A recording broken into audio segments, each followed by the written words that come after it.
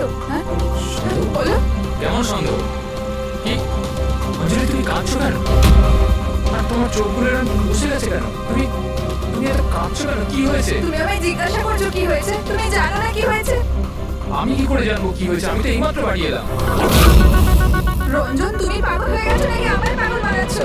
এত বড় ঘটনা ঘটে গেল আমাদের সাথে, তুমি এমন বিহেভ করছো যে যেন কিছু হয়নি। কি কি খেলা খেলছো তুমি? কি খেলা আরে আমি খেলছো তো তুমি? খেলা খেলছি না। কি তখন থেকে বলে চলেছো তুমি? রঞ্জন, কিছু ঘন্টা আগে তুমি তুমি ফোন করেছো। কি? ওই লাশটা টুকরো করে ওই টুকরোগুলোকে পুকুরে ফেলে দিয়েছো, আর তুমি এমন বিহেভ করছো যেন কিছু হয়নি। মনে করো তুমি কেন এমন বিহেভ করছো? অঞ্জলি, তোমার কি হয়েছে?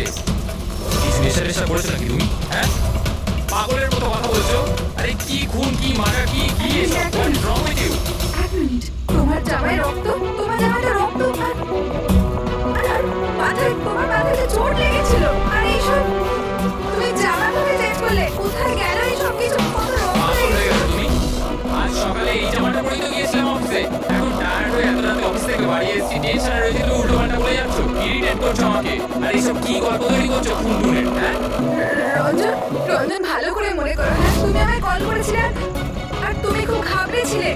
রঞ্জন, তুমি তুমি তুমি তুমি কাঁদছো কেন? সব ঠিক আছে তো? তখনই তুমি নিচে আসতে বলে, আর সাথে টুল বক্স আর পরিষ্কার করার কাপড়ও নিয়ে যেতে বলেছিলে। অঞ্জলি, রঞ্জন, এটা কি করে হলো? এত রক্ত, এই চোট, আর তুমি এইসব জিনিস কেন আমাকে আনতে বললে? অফিস থেকে গাড়ি করে বাড়ি আসছিলাম, তো রাস্তায় একটা মেয়ে আমার থেকে লিফট চাইলো। আমি ওর সাহায্য করতে গেলাম, তো আমার উপর হামলা করে দিল, আমার উপর। আর আমি নিজেকে বাঁচানোর জন্য আমি ওর খুন করে দিয়েছি। অঞ্জলি, আমাদের আমাদের এই লাশটাকে কোথাও একটা লুকাতেই হবে। ওই লাশটা আমরা শহরের বাইরে একটা পুকুরের কাছে নিয়ে গেলাম।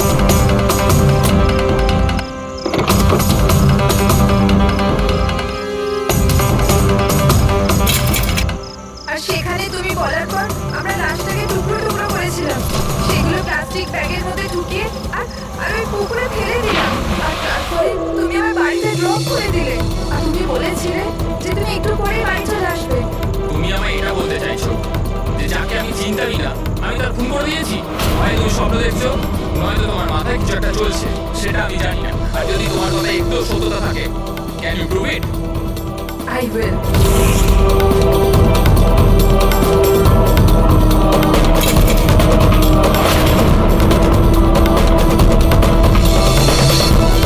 এই দেখো, আরে এই দেখো, এবার বলো, প্রুফ চেয়েছিলে না তুমি?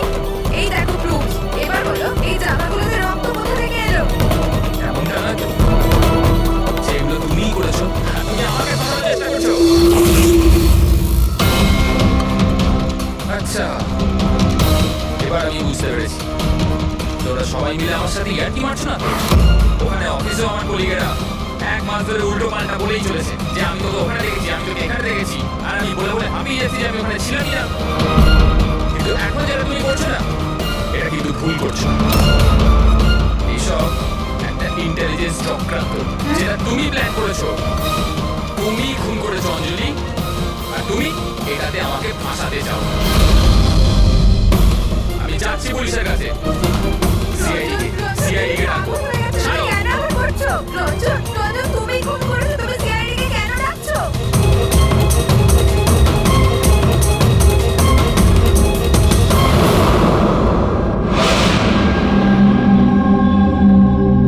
তার মানে আপনি বলতে চাইছেন যে আপনি আপনার স্বামী মানে এনার সাথে মিলে একটা মেয়ের লাশ এই শহরের বাইরে মানে একটা লেখে ফেলেছেন?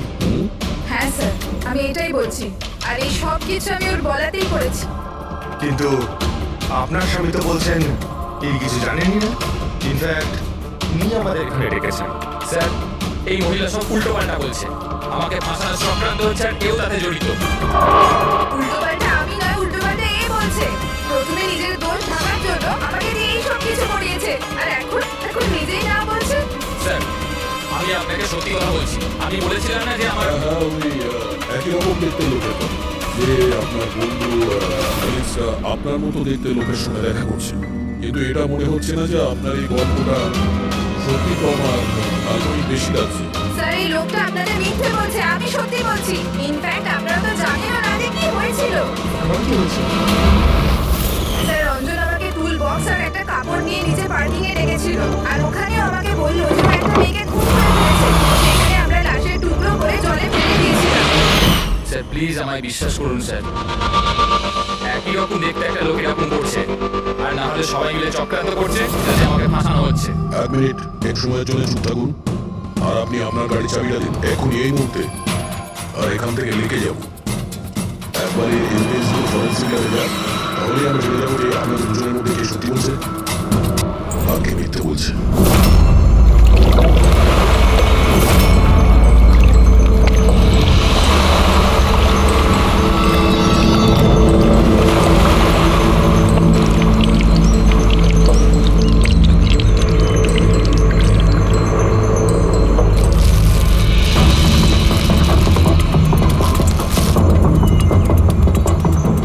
এই মেয়েটা কি?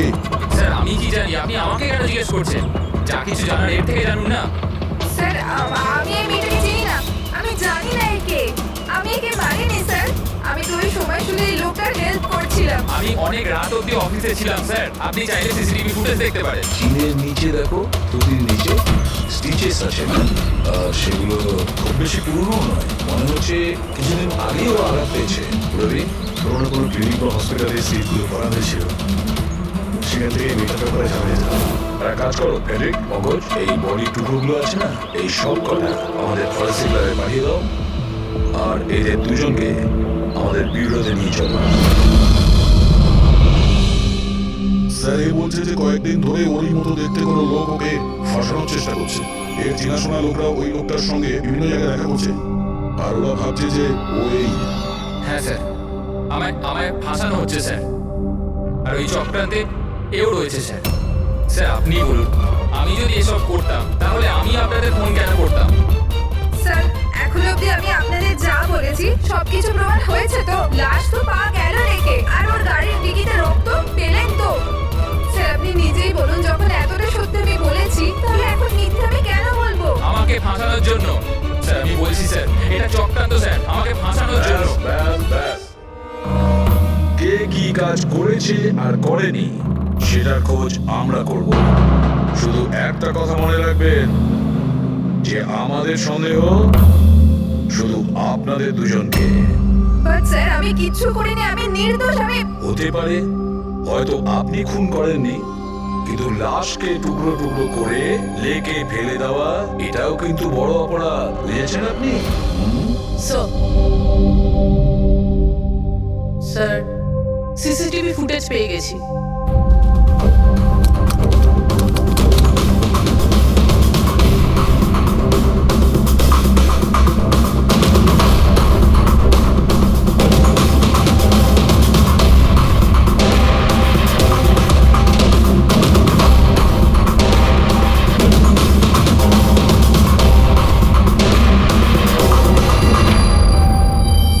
এ তো খালি।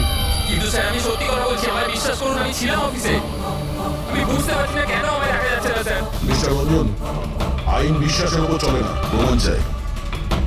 আপনার অফিসের যে ফুটেজ ছিল সবার সামনে, আপনি ওখানে নেই, তার মানে এটাই হচ্ছে যে আপনার মিসেস যেটা বলছে সেটাই সত্যি।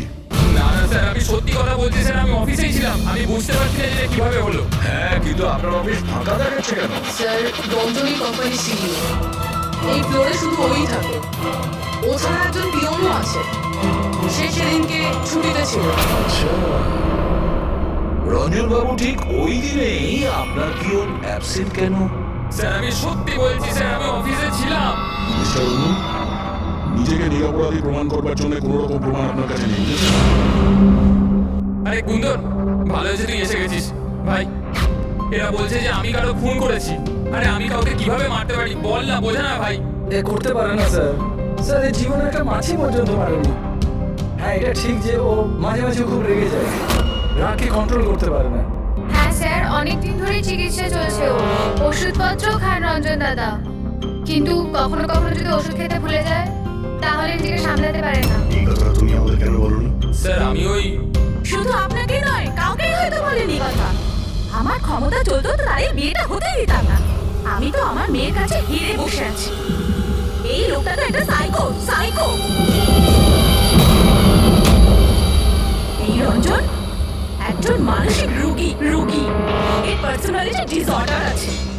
এর মাথা তো সেটাই মনে রাখে যেটা ও মনে রাখতে চায়, বাকি সমস্ত কথা তো এ ভুলে যায়। হতে পারছে যে খুনটা এই করেছে আর ভুলে গেছে। ব্যাপারটা হচ্ছে যে আমি আগে অসুস্থ ছিলাম, কিন্তু তারপর আমি ঠিক হয়ে গেছিলাম। আপনি এরকম কেন বলছেন? কুন্দন, কুন্দন তুই বল, আমি সত্যি বলছি কিনা। যদি আপনি বলুন না। আরে তুমি বলো না। আপনারা আমায় এভাবে কেন দেখছেন?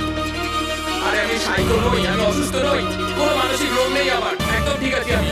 আরে বলো না, বলো না। বাস, অনেক হয়েছে। এটা তোমার বাড়ি নয়, বিউগো। এই নাটক এখানে চলবে না। একটা কাজ করো, পাশের ঘরে গিয়ে এনাদের বসাও। যান, ওই দিকটা যান যান। সমস্ত প্রমাণ ওই রঞ্জনের বিরুদ্ধে, আর তাছাড়াও ওর আচরণটা ঠিক নেই। কিন্তু বুঝে উঠতে পারছি না, জানি না কেন আবার এই ব্যাপারটা এড়িয়েও যেতে পারছি না। ও বারবার আমাদেরকে বলছে যে অফিসের সিসিটিভি ফুটেজটা চেক করুন। আমি অফিসে ছিলাম।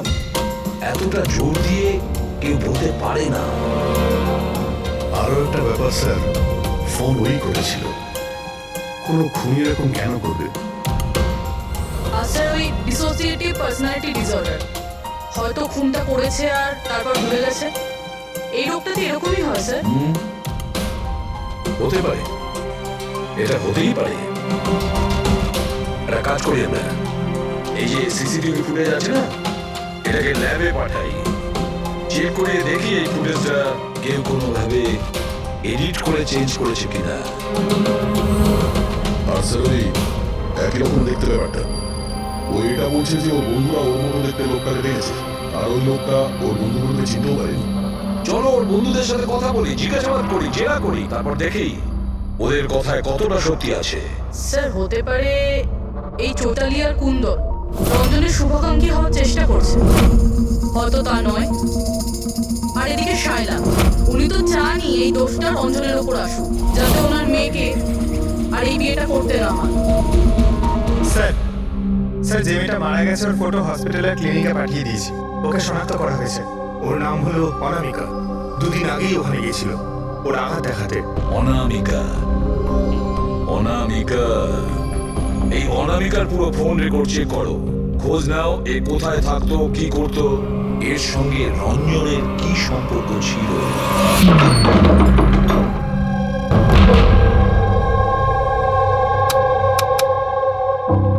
স্যার, অনামিকা হসপিটালে এই অ্যাড্রেসটাই দিয়েছিল।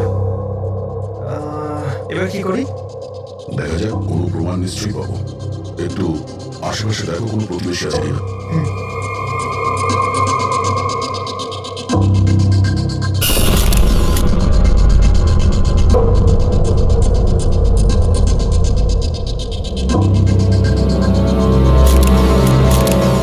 স্যার, এটা অঙ্কিত, অনামিকার প্রতিবেশী। হ্যালো স্যার, কি হয়েছে বলুন? অনামিকা ঠিক আছে তো? না, অনামিকার খুন হয়ে গেছে, আর আমরা সেই জন্যই এর তদন্ত করছি। আপনি ওর ব্যাপারে কিছু বলতে পারেন যার সাহায্যে আমরা খুনি পর্যন্ত পৌঁছতে পারি? না স্যার, আমি ওর ব্যাপারে বেশি কিছু তো জানি না। হ্যাঁ, তবে এটুকু জানি যে ও অ্যাসিস্ট্যান্ট ডাইরেক্টর ছিল আর এখন একটা ইন্টারন্যাশনাল শর্ট ফিল্মে কাজ করছিল। ইন্টারন্যাশনাল শর্ট ফিল্মে? আচ্ছা, ওর কোনো বন্ধু কিংবা আত্মীয় যে এখানে ওর সঙ্গে থাকতো? ও তো এনারাই ছিল স্যার, এই কিছু মাস আগেই এখানে থাকতে এসেছিল। আমি তো ওর পরিবারের কাউকে দেখিনি। হ্যাঁ, ওর একটা বয়ফ্রেন্ড ছিল যার সাথে ও ঘন্টার পর ঘন্টা ফোনে কথা বলতো। ও ফোনে যার সঙ্গে কথা বলতো ও যে ওর বয়ফ্রেন্ড ছিল, এটা আপনি কি করে জানলেন? স্যার, আসলে আমি ওর কথাগুলো শুনেছিলাম। ও ব্যালকনিতে দাঁড়িয়ে ওর সাথে খুব জোরে জোরে কথা বলতো অনেকক্ষণ। আর ওদের কথা শুনে মনে হতো স্যার ওর বয়ফ্রেন্ড ভালো লোক নয়। ঝগড়া হতো খুব দুজনের। কথা শুনে মনে হতো নিজেদের মধ্যে মারপিটও করে। ইনফ্যাক্ট এই দুদিন আগেই ওরা নিজেদের মধ্যে মারপিট করেছে। ওর মুখেতে সেলাইও পড়েছিল আর ওর চোখেও আঘাত লেগেছিল স্যার। আপনি দেখেছেন ওর বয়ফ্রেন্ডকে? আমি স্যার ওকে কখনো দেখিনি, কিন্তু ওর নামটা জানি স্যার। আচ্ছা, কি নাম কি ওর? Ranjan. Ranjan?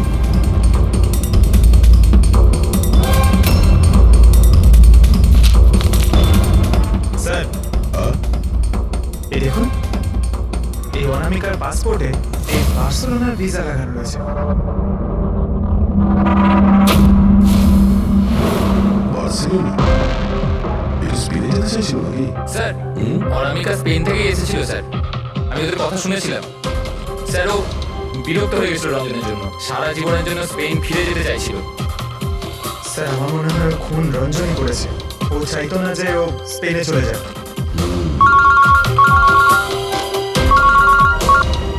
Hello? Sir, অনামিকার phone records পাওয়া গেছে। একটা নাম্বারে যেটাতে ও সবচেয়ে বেশি কথা বলতো সেটা রঞ্জনের কোম্পানির নামে রেজিস্টার্ড আছে। ও রঞ্জন, একটা কাজ করো, অনামিকার ফোনের শেষ লোকেশনটা কোথায় ছিল সেটা বার করো। এ অনামিকা কাল রাত্রে আপনার হোটেলে ছিল? I am not sure sir, ছিল না? আমার তো মনে হয় না। ঠিক আছে, আমাদের আপনার হোটেলের সিসিটিভি ফুটেজটা চেক করতে হবে। Sure sir.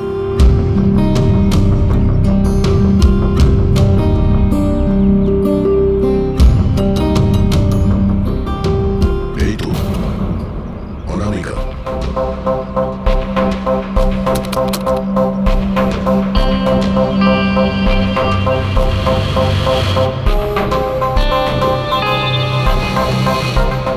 এটা কি ব্যাপার? ও ভেতরে গেল একটা হ্যান্ডব্যাগ নিয়ে আর বাইরে এলো একটা লাগেজ নিয়ে। তো সঙ্গে এই ছেলেটা কি? স্যার, ও তো আমাদের বেল বয়। বেল বয়? কোথায় আছে এখন? কাল রাত্রে তুমি যখন ওই মেয়েটার লাগেজ নিয়ে বাইরে যাচ্ছিলে তখন ওর জন্য কি অপেক্ষা করছিল বাইরে? হ্যাঁ স্যার, একজন লোক তো ছিল, ওর জন্য ওয়েট করছিল। কে ছিল? লম্বা রোগা করে একজন ছিল। লম্বা রোগা করে? এ ছিল ওই লোকটা? স্যার, মনে হচ্ছে তো এরকমই ছিল। দেখে তাই মনে হচ্ছিল মানে? স্যার, ও দূরে দাঁড়িয়ে ছিল তাই আমি ঠিক মতো দেখতে পাইনি। ও, তার মানে এই রঞ্জন, ও আমাদের মিথ্যে কথা বলেছে। ও অনামিকাকে আগে থেকেই চিনত আর শেষবার অনামিকা ওর সাথেই ছিল। রঞ্জন বলছে যে আপনারা ওকে আলাদা আলাদা জায়গাতে দেখেছিলেন, কিন্তু ও বলছে ওখানে ছিলই না। ব্যাপারটা কি বলুন তো? স্যার, আমি একদিন কফি শপে কফি খাচ্ছিলাম, আমি দেখলাম যে রঞ্জন বাইরে কারোর সাথে কথা বলছে। রঞ্জন, রঞ্জন, এই রঞ্জন! স্যার, আমি যখন ওকে ডাকলাম ও জানি না কেন আমার কথা না শুনে অন্যদিকে চলে গেল। রঞ্জন! কিন্তু স্যার, যখন আমি এটা ওর সঙ্গে কথা বললাম তখন ও বললো যে ওখানে ছিলই না। আমি জানি না ওখানে মিথ্যে কথা বললাম। আর লীলা দেবী, ওকে আপনি কোথায় দেখেছিলেন? কান্দিওয়ালাতে একটা জুয়েলারি শপে। ওর সঙ্গে একটা মেয়েও ছিল। রঞ্জন, রঞ্জন! আচ্ছা, এই মেয়েটা ছিল কি? হ্যাঁ স্যার, এই মেয়েটাই ছিল। কিন্তু যখন ওর সঙ্গে আমি ফোনে কথা বললাম, বলতে শুরু করলে আমি তো ওখানে ছিলামই না। আর তোমার সঙ্গে কি এটাই ঘটেছে? হ্যাঁ স্যার, ও বাজারেতে আমার সামনে দিয়ে যাচ্ছে। আমি ওকে হাত দেখালাম, ভাই বললাম। মদন রে তো সরাসরি আমায় ইগনোর করলো, অটোতে বসে চলে গেল। এদিকে দেখ ভাই, আমি রঞ্জন, রঞ্জন। ঠিক আছে, thank you very much. Sir, এদের কথা শুনে মনে হচ্ছে রঞ্জন ইচ্ছে করে ওদের সামনে এসেছিল আর এরকম বিহেভিয়ার করেছে। কিন্তু অভিজিৎ, কি কারণ হতে পারে? এরকম ব্যবহার কেন রঞ্জন করেছিল? না না না না, কিছু না কিছু গোলমাল তো নিশ্চয়ই আছে অভিজিৎ। যেখানে যেখানে এরা রঞ্জনকে দেখেছে না, দেখি ওখানে কোনো সিসিটিভি ফুটেজ পাওয়া যায় কিনা।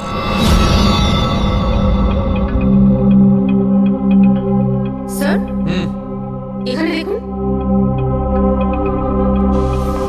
হ্যাঁ সালুকে, বস কি পেলে?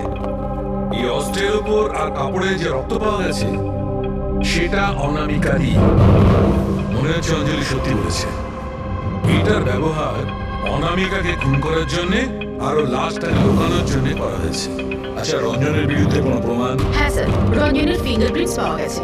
একটা তো এই টুল বক্সে, আর দ্বিতীয়টা গাড়ির ডিকিতে, যেখানে অনামিকার রক্তও পাওয়া গিয়েছিল। তার মানে রঞ্জন অঞ্জলির সঙ্গে ছিল। এটা তো খুব সহজ সরল প্রমাণ। অঞ্জলি সত্যি কথা বলা আর রঞ্জনকে খুনি প্রমাণ করা। কিন্তু বস, আরো অনেক কিছু পাওয়া গেছে। কি? স্যার, আমরা একটা বিশেষ ধরনের পলিমার আর সিলিকনের ট্রেসেসও পেয়েছি, যেটা সাধারণত অদ্ভুত ব্যাপার। সিলিকন আর পলিমার, এটা তো সত্যি অদ্ভুত ব্যাপার। আরো একটা বিশেষ কথা দেখাচ্ছি, এসব এই কেমিক্যাল। বস, এই বিশেষ কেমিক্যালটা আমরা সব জায়গায় পেয়েছি, কাপড়ে, টুল বক্সে, অস্ত্রের উপর, সব জায়গায়। আর এটা ছাড়া এই দেখো, এই কিছু সায়ানাইড, কিছুটা ক্লোরাইড, এইসব কেমিক্যাল। সবচেয়ে বড় কথা হচ্ছে এই যতগুলো কেমিক্যাল আছে এই সিচুয়েশনে এখানে এগুলো থাকাই উচিত না। রঞ্জন, এই রঞ্জনের স্বাধীন থাকা চলবে না। রঞ্জনের একা থাকা খুবই বিপজ্জনক। অনামিকার প্রতিবেশীরা বলছে যে তুমি অনামিকার বয়ফ্রেন্ড। না স্যার, কিন্তু তুমি ওকে অনেক মারধর করতে। না না, এটা একদম মিথ্যে স্যার, ভুল কথা এগুলো। লোকে আমার নামে বিভিন্ন কথা বলে বেড়ায়, কিন্তু সত্যিটা তো হলো যে আমি কোনো অনামিকাকে চিনি না। আচ্ছা, এই তোমার ক্রেডিট কার্ডের বিলস এগুলো তো ছিল না? এই দেখো, এই অনামিকা বার্সেলোনা ফ্লাইটের টিকিট তোমার ক্রেডিট কার্ড থেকে কেনা হয়েছে। আর ও যে নাম্বারটায় ঘন্টার পর ঘন্টা কথা বলতো সেটা তোমার কোম্পানির নামে রেজিস্টার করা আছে। আর সব থেকে বড় কথা, তোমার গাড়ির ডিকিতে অনামিকার রক্তের ছাপ পাওয়া গেছে। আর তুমি কি মনে করছো যে আমরা এর ওর কথা শুনে তোমার ওপর দোষ চাপাচ্ছি? এই সমস্ত প্রমাণই যথেষ্ট এটা প্রমাণ করার জন্য যে তুমি অনামিকাকে খুন করেছো। না স্যার, আমি কারোর খুন করিনি।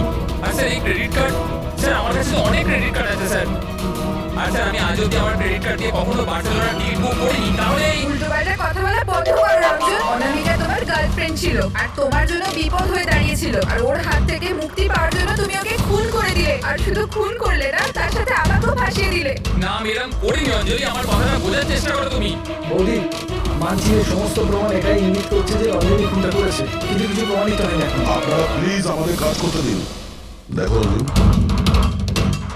তোমার নির্দোষ হওয়ার কোনো প্রমাণ তোমার কাছে নেই। আর খুনের সময় তুমি কোথায় ছিলে এর কোনো সাক্ষীও নেই। আর তোমার ওই অফিসে সিসিটিভি ক্যামেরা ফুটেজ, ওর মধ্যে তুমি উধাও। অনামিকার হোটেলের বাইরে তোমার গাড়ি দাঁড়িয়ে থাকা, তোমার গাড়ির ডিকিতে অনামিকার রক্ত পাওয়া, ফোন রেকর্ড, ক্রেডিট কার্ড বিলস। তোমার বাঁচার আর কোনো রাস্তা নেই।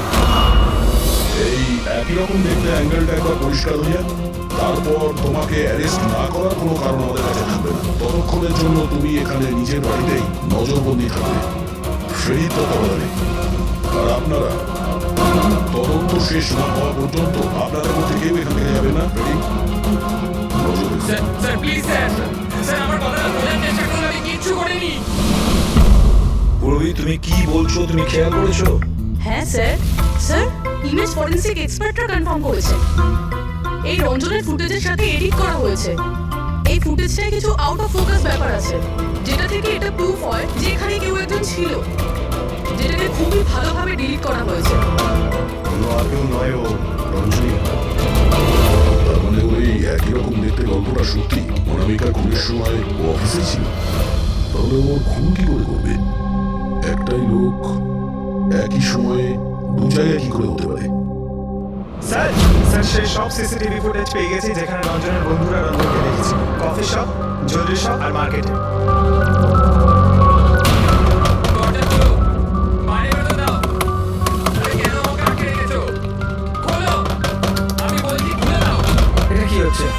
ওর আবার আগের মতো অবস্থা নেই তো? খোলো। সে কি? তাহলে তো ওনাকে খাওয়াতে হবে নিশ্চয়ই কোনো উপায় থাকবে। শুধু একটাই ওষুধ আছে, ঘুমের ইনজেকশন। খোলো, আমি বলছি দরজাটা খোলো। আরে এইভাবে কেউ আমাকে আটকে রাখে নাকি? আমার তো খুব ভয় লাগছে। ওই দরজা ভেঙে মাথা মাথায় উড়ে আমার কিছু করে নেবে না তো? সব প্যাকেটটা রক্ত এখানে। আমি দেখছি। আরে কেন আটকে রেখেছো আমায়?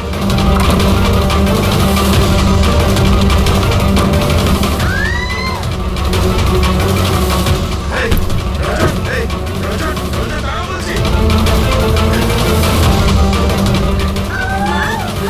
আস্তে, আস্তে। Oh my God, এইটা কি করে হলো? আমি ডাক্তারের খবর দিচ্ছি। হ্যাঁ, তুমি ঠিক আছো তো মা? Oh my God, কি করে লাগলো তোমার? স্যার এটা কফি শপের ফুটেজ।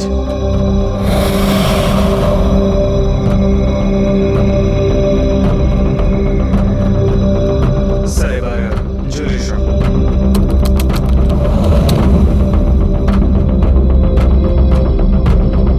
তোর সঙ্গে অনামিকাও ছিল।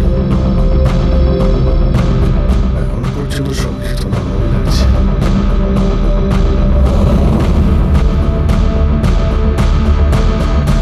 স্যার এবার মার্কেট প্লেস।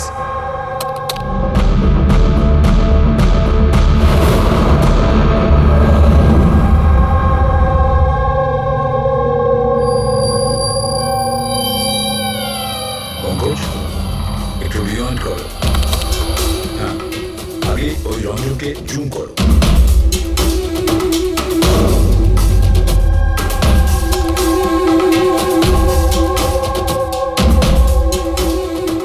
এই দেখো, এর হাঁটা চলে একটু আলাদা। ও অন্য ধরনের জুতো পরে রয়েছে।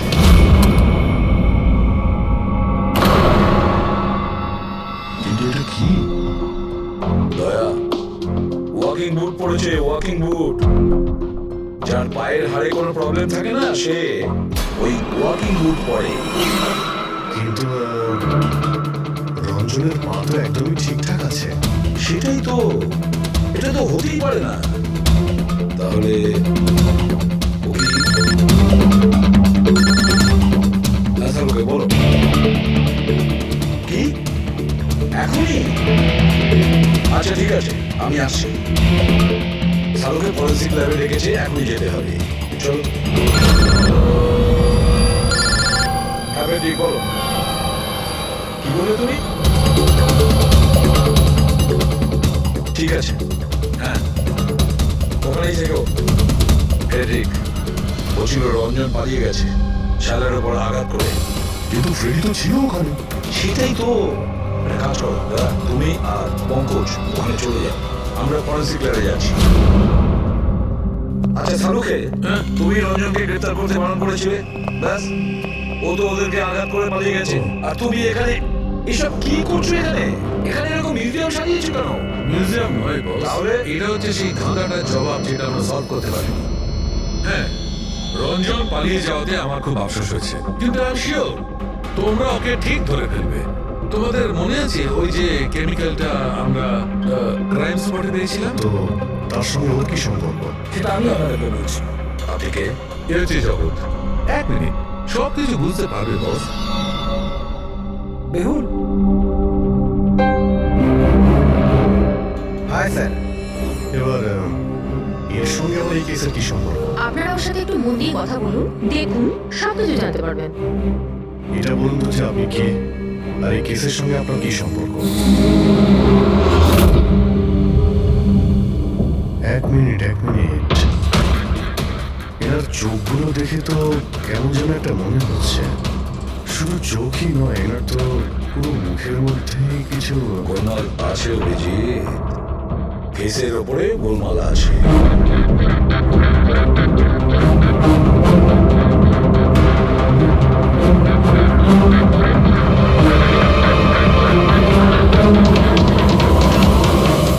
ও থ্যাংক ইউ বেহুল। এটা কি? আমি বলছি বস, ওই কেমিক্যালস যেটা ক্রাইম স্পটে পাওয়া গেছিল, আসলে ওই কেমিক্যালটা এই ধরনের মাস্ক আর নকল রক্ত তৈরি করতে কাজে লাগে।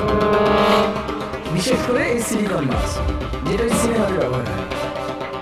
সব থেকে বড় ব্যাপার হচ্ছে এর মধ্যে চোখের পাতা থাকে না, আর চোখের জন্য এখানে গর্ত একটা থাকে আসল মুখের মতো, যাতে যে এটা পড়বে তার আসল চোখটা এই গর্ত থেকে বেরিয়ে এসে যাতে ও দেখতে পায়। আর স্যার, এটাকে বানানো কিন্তু অত সহজ নয়। হাই কোয়ালিটি সিলিকন আর পারদর্শী লোকই এটা বানাতে পারে।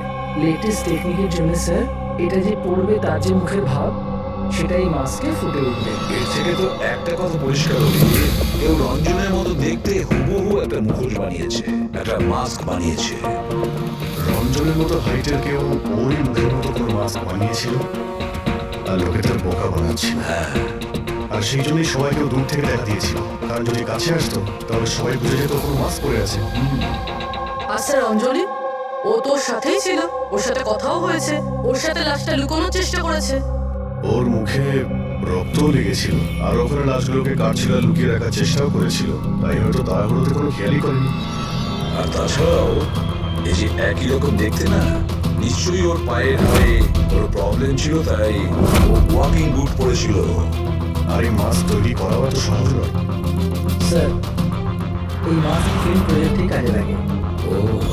হ্যাঁ, তবে এটুকু জানি যে ও অ্যাসিস্ট্যান্ট ডাইরেক্টর ছিল আর এখন একটা ইন্টারন্যাশনাল শর্ট ফিল্মে কাজ করছে।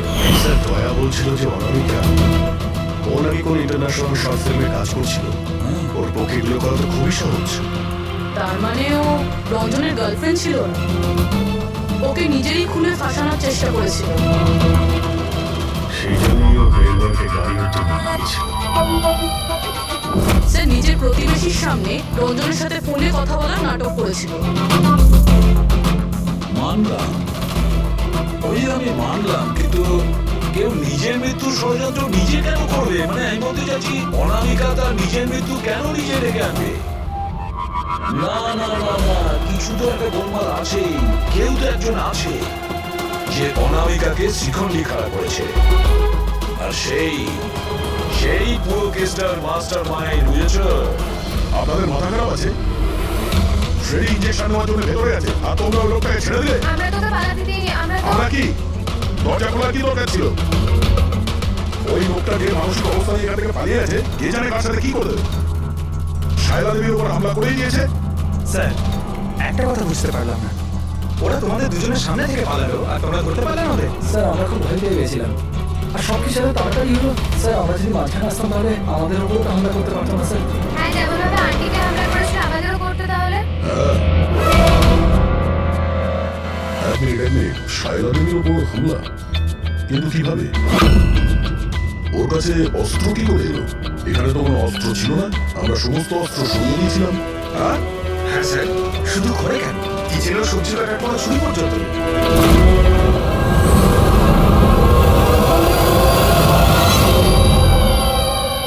স্যার, এ হলো আমাদের প্রোডাকশন হাউসের মেকআপ আর্টিস্ট, আর স্যার এই মাস্ক বানাতেও এক্সপার্ট। তুমি অনামিকার জন্য মাস্ক বানিয়েছিলে, তাই না? বানিয়েছিলে কিনা?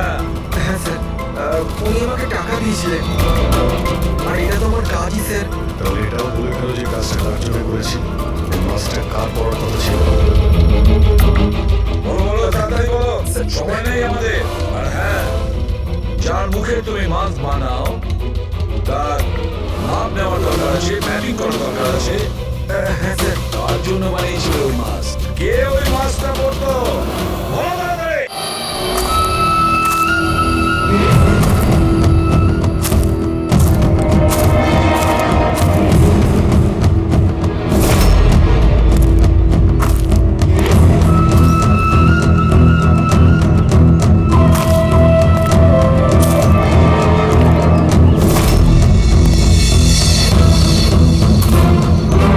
কে তুমি? হ্যাঁ, কে তুমি? কি চাও? কেন আমাকে বেঁধে রেখেছো? আমার তো মনে হয়েছিল আমাকে দেখে তুমি খুব খুশি হবে, কারণ আমি তো হচ্ছি সে যাকে তুমি খুঁজে চলেছ। তোমারই আর এক রূপ। কিন্তু তোমার মুখ তো আমার সাথে মেলে না। কারণ এটাই, আমি তোমার মতো মুখের হাত করে নেই এখন। নাহলে তুমি আমাকে চিনতে পারতে না যে আসল তুমি না আমি। আরেকটা কথা, আমি তোমার আওয়াজে কথাও বলতে পারি। কিন্তু তুমি এমন কেন করছো? যাতে অনামিকার খুনের জন্য তোমার জেল হয়ে যায়। কিন্তু আমার তোমার সাথে কি শত্রুতা? আমি তো তোমাকে চিনি অব্দি না। ওসব জেনে তুমি কি করবে? এখন তো শুধু এইটুকুনি জেনে রাখো যে আমার এত পরিশ্রমে এআইডি লোকেরা চোট ঢেলে দিয়েছে, আর আমার কাছে শুধুমাত্র এখন একটাই রাস্তা বাকি আছে, যে তোমাকে আমি ফিরে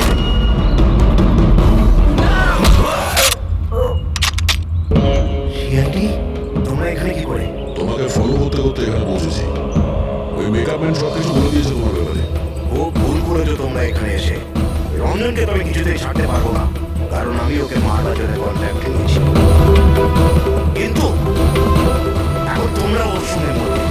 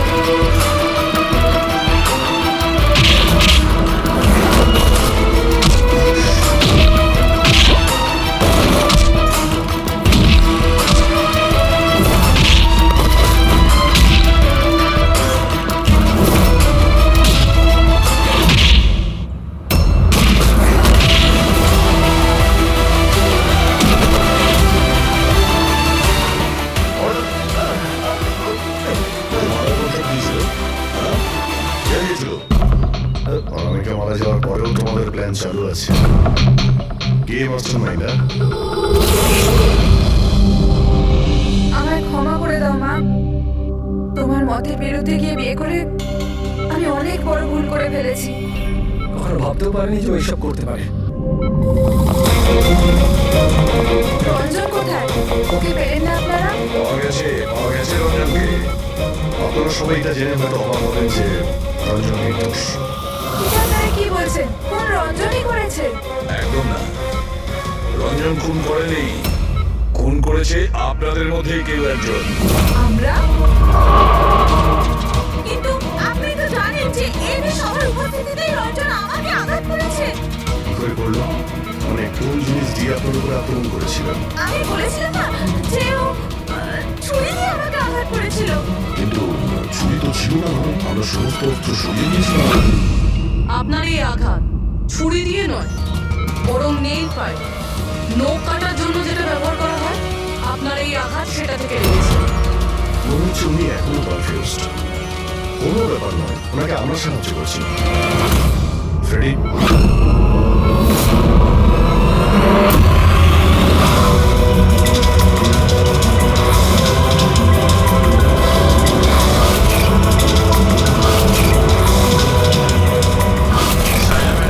আমরা জানতে পেরে গেছিলাম অনামিকার প্রতিবেশী অঙ্কিত এসবের সঙ্গে যুক্ত। তো এই জন্য আপনি আমার বাড়ি থেকে তাড়িয়ে দিয়েছিলেন, যাতে আমার কিডন্যাপ করে আপনি আমাকে খুন করতে পারেন।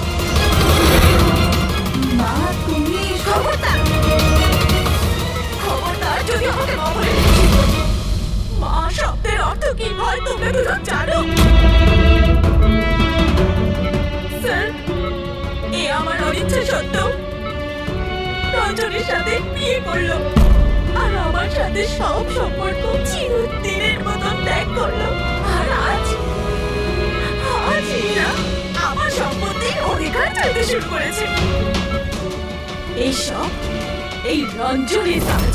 এই উস্কেছে আমার মেয়েকে, আমার একমাত্র সন্তান নিজের স্বামীর সঙ্গে মিলে ধীরে ধীরে আমাকে বিষ দিয়ে মারতে শুরু করলো।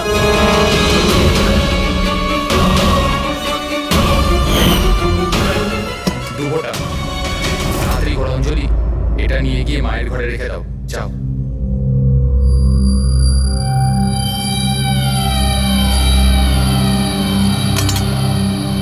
কিন্তু আপনি অনামিকার খুন করলেন কেন? ওর কোনো দোষ ছিল না, কিন্তু আমার কাউকে তো একটা দরকার ছিল এই সব কিছু করার জন্য।